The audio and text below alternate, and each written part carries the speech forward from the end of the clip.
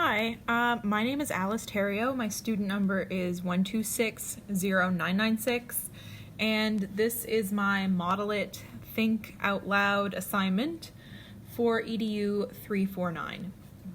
I will admit, this is the first time I've used this application, so I apologize if there are some bugs. I don't know what that might mean just yet, but I'm just apologizing in advance. So ideally, if I were in my classroom, this would be a smartboard activity, but where I do not have a smartboard, this is my next best option to explore annotating in real time with someone else. So this is the passage I've chosen. It's a poem by Emily Dickinson, and it's called Because I Could Not Stop for Death. I chose this passage because it was in the Common Core Standards document for grade 11 and onward, and I would like to teach high school. I'm also familiar with Emily Dickinson and her way with words, I guess. She's very clever in how she goes about, introducing new concepts and ideas, but also she's really clever about how she approaches them. So I'll explain kind of sort of where I'm going with that as I annotate this poem. I'm just going to go through the questions. So I think I've already answered why did you pick this passage. How might I implement some of these ideas into my classroom? Well, I would like annotations and think alouds to be a classroom discussion via smartboard. That's how I would like to implement them into my classroom. I also want to encourage students to read ahead too, so sometimes I might give them the passage in advance to see what kind of ideas they come up by themselves and not just, in the classroom environment when someone has a good idea, the rest nod along sort of thing. Are there any other strategies or techniques that stand out to you? Yes, so along with annotation, in the textbook, it's also about reading and rereading. I have been, throughout my education, it's been really clear that you should not just read something once. You should always go back and reread it. And it's definitely such a helpful tool. And it's honestly, when I read the textbook, I had forgotten about that just being part of how you learn, because it's just so second nature to me now. So yeah, reading and rereading is a strategy or technique that stood out to me. Definitely the rereading part, because I know sometimes myself, I'll jump over words or I'll miss words that really change the context of a sentence or a paragraph, and then you gotta go back and you gotta read the whole thing over again. So anyway, I'm rambling. Okay, great. This poem, I'll go ahead and read it first, and then I will kind of break it down, which is what I would do in a classroom. I would read it, and then I might reread it a different way, especially where this one is kind of punctuated a bit uniquely. So yeah, I'll go ahead and read it. Because I could not stop for death, he kindly stopped for me. The carriage held but just ourselves and immortality. We slowly drove, he knew no haste, and I had put away my labor and my leisure too for his civility. We passed the school where children strove at recess in the ring. We passed the fields of grazing grain. We passed the setting sun. Or rather, he passed us. The Druze drew, quivering and chill. For only gossamer my gown, my tippet only tulle. We paused before a house that seemed a swelling of the ground. The roof was scarcely visible, the cornice in the ground. Since then, 'tis centuries, and yet feels shorter than the day. I first surmised the horses' heads were toward eternity. Okay, so we've read through it. I would reread it, maybe differently in a classroom setting, really emphasizing the dashes that Emily includes. But yeah, I'll just get right into the first little section here. So I'm basically going to be focusing on this. Ooh, sorry, this is my first time doing this. This first section. I'm going to go section by section. So immediately obvious, Emily has capitalized certain things. So we've got death, we've got ourselves, the carriage is capitalized, immortality is capitalized, death is even capitalized in the title. And then throughout the article, she capitalizes certain pronouns, certain nouns. So that is immediately very important. Oh, sorry, that one's not. That one's just, okay. This is going fine. Okay, great. We are just underlining as many of these as we can quickly. Oh, we missed a whole section. Good, good, good, good. Okay, so the capitalization that isn't, over here is indicative of personification.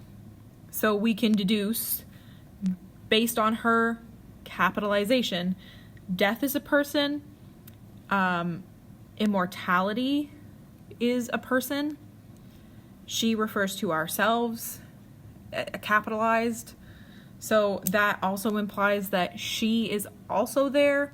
So in this carriage that she's identified they are in, there is death, there is immortality, and Emily.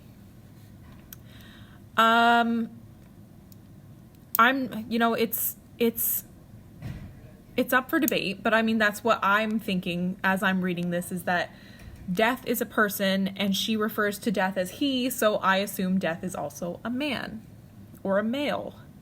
I'm not sure what immortality is. That's also, something that I would invite people to explore. But yeah, there's a lot of reference to death being a man and also a person in the carriage. So that's really what we can get from the first section of this poem. Another thing I want to point out is she talks a lot about how the carriage, like the speed at which the carriage is going. So sometimes it stops, sometimes it's going faster, sometimes it's slow. For the most part, it's slow, but I noticed that she said he knew no haste. So to me, that means they're going quickly, but also slowly. So it's kind of that weird phenomenon, and you can even think about it maybe even as like the sense of time. Like time goes so fast, but also like sometimes time goes so slow, but it never really changes speed. So maybe she's talking about her life. Maybe she's talking about dying, because I think it's obvious that Emily is this is a poem about Emily dying, but because she is with death in a carriage going somewhere, and we're not sure where. Let me see. So we're not really sure at what point Emily is at, but we're pretty sure she's dying or in the process of death. But we know also that immortality is there. So that might mean that she's with death, but there's also more than just that. Like death is not finite. There's immortality with her as well. Okay, so we slowly drove, he knew no haste, kind of putting into place how time goes, but also, fast and slow at the same time. You know what I mean? Okay. So I also want to talk about the setting sun, because down here she also says he, and I think like she's talking about the sun, like he is the sun. So we can also go back to that concept of time where they passed the setting sun, or rather he passed us. So how fast are they going? In what context? The setting sun is passing them. Does that mean like the sun is going, like it means the sun is going down, but also how is he passing them? That's also something I want to just kind of put out there, because that's something that I'm not even really sure about. As well, his civility up here in the second, his civility, I would really like to know more about why, like, whose? Is she talking about death? You know, she hasn't mentioned what she feels immortality is like. So, really interesting concept. And what about his civility? Because civility to me means privacy. Like, if you wanted to speak to someone in civility, you would want to speak to them privately. Okay. So, we passed the school. Oh, sorry, underlined, capitalized.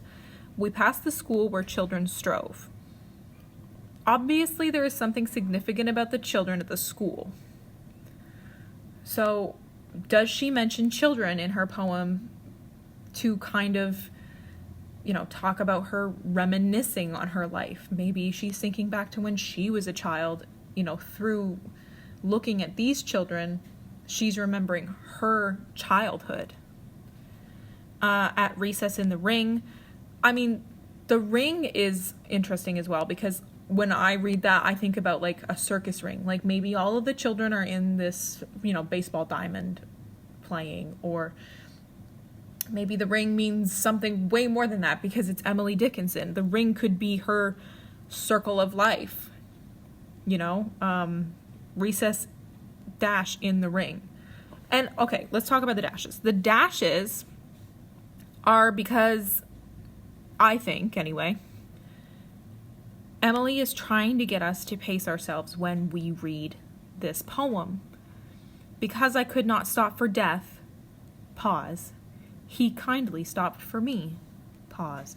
I think she's really trying to encourage us to pace ourselves through this poem, think about what she is saying, because it's all very intentional. And that's something I like about Emily Dickinson, is how intentional she is with her writing, and like everything seems to mean something. But she would also be clever enough that like you could look into something that she really, you know, that meant nothing, because she's clever and incredible. We pass the fields of grazing grain. We pass the setting sun. So again, with the capitalization, grazing grain is capitalized, setting sun is capitalized, but not in like the personification way, in more of an alliteration way, where she's like identifying them as titles almost. Like grazing grain and setting sun are almost like chapters. Or rather, he passed us. Okay, the dews, drew, quivering, and chill. So it's cold. For only gossamer my gown, my tippet only tulle. So gossamer and tulle are both very thin, sheer materials. And Emily is saying that she is cold.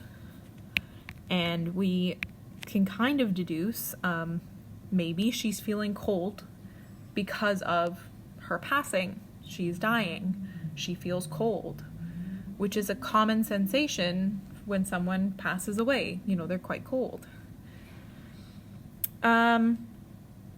We paused before a house that seemed a swelling of the ground.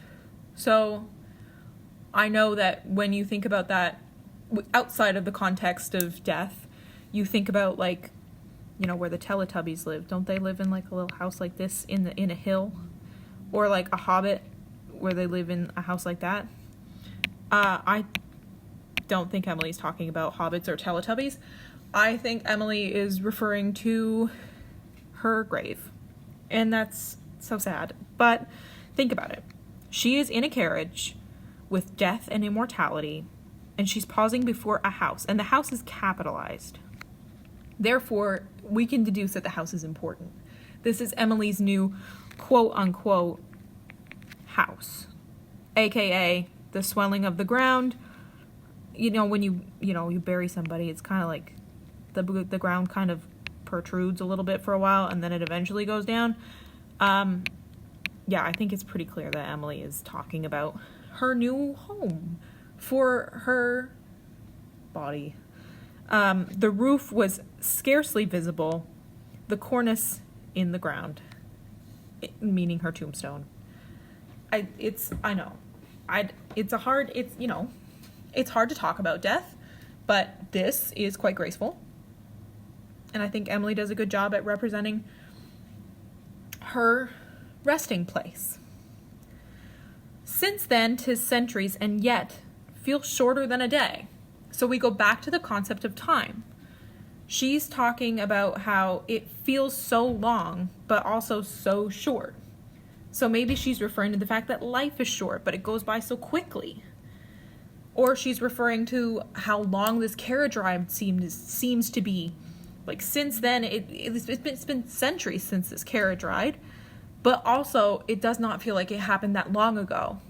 And that could be also talking about her physical life, because she's, since then, she just feels like life is short, but it also feels so long, going back to what we said initially about time being quick, but also sometimes so slow at the same time, but it never actually changes.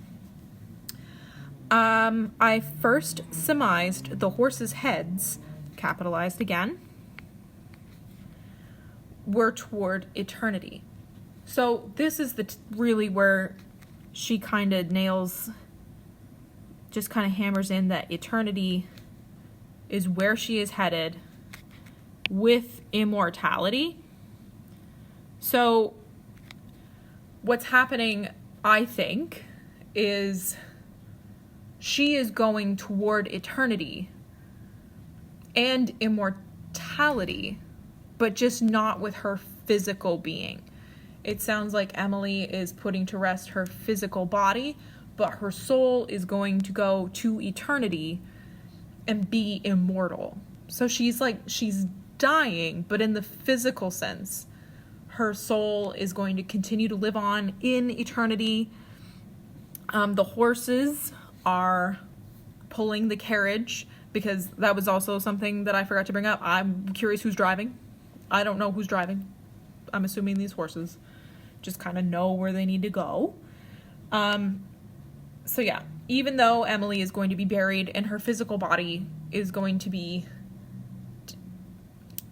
not alive, deceased, she is going to live on eternally and immortally with her soul, not her physical being. Okay, let's see. So we've gone through kind of these alliterations. There's a lot of alliterations if you think about it. But yeah, some things I'm still curious about is like, in particular, this sentence here, for his civility, my labor and my leisure too. I had to put away my labor and my leisure too, meaning her job and her, let's just assume, just for the sake of easy words, she had to put away her work and her free time for his civility. I would love to know who she means. Does she mean a husband that she had? Does she mean death? Does she mean immortality? She hasn't really, I mentioned earlier, she hasn't really described immortality. So that's something that I would kind of really like to explore in a classroom setting.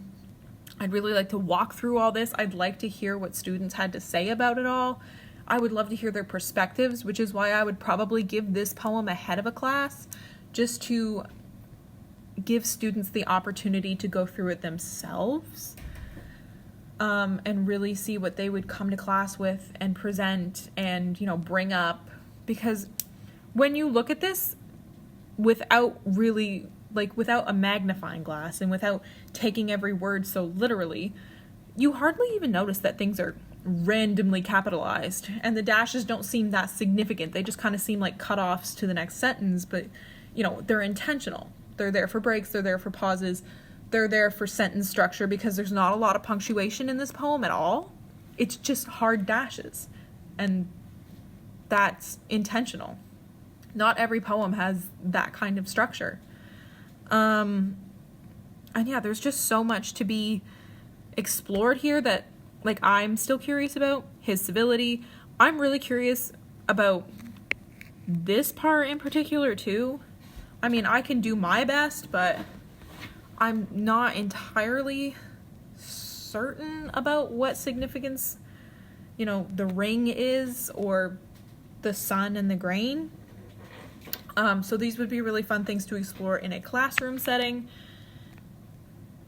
And yeah, that would be how I would go about doing a think aloud annotation.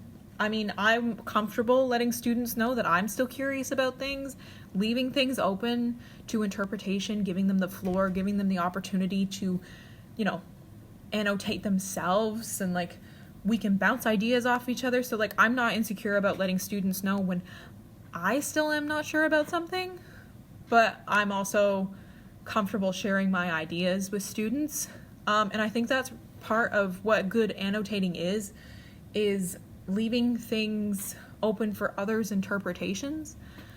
Even though like you are the teacher in the classroom, it's okay to let your students know that, you know, you don't know everything about this, for example, Emily Dickinson poem. It's nice to give everyone the opportunity to contribute, and feel like they're kind of on an equal playing ground when it comes to annotating, because it is subjective, but there are also things that, like, as a group we can probably agree upon. I hope this was, I read over the instructions for this assignment a few times, so I hope this was an appropriate submission. I really enjoyed doing this. And yeah, this is, again, my first time using this application, so I apologize if things are, if something doesn't work. And if it doesn't work at all, I'll obviously just do it again. But yes, yes, this is my submission, and yes, thank you very much for listening.